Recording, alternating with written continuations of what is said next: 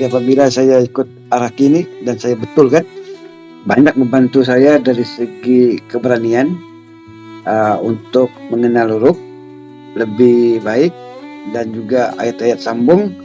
Kadang-kala hijab terbuka, saya boleh baca secara spontan, macam saya duduk dekat bilik solat tu, dia tulis solat. Jadi banyak membantu lah dia secara tidak sengaja.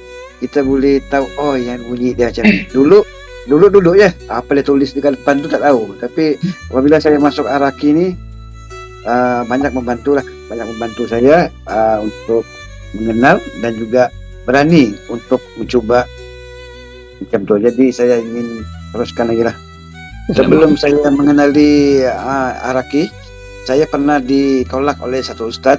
Saya mengaji dengan dia, tapi dia suruh saya cari seseorang yang boleh mengajar, sebab dia sibuk. Bukan dia tolak saya, dia tak suka saya.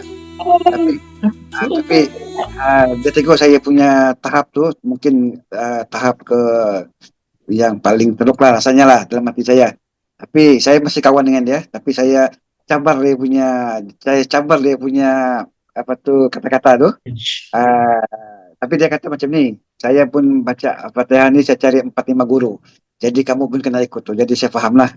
Satu hari nanti apabila diizinkan Allah Ta'ala, saya boleh membaca. Jadi dia boleh menyenangkan di masa hadapan.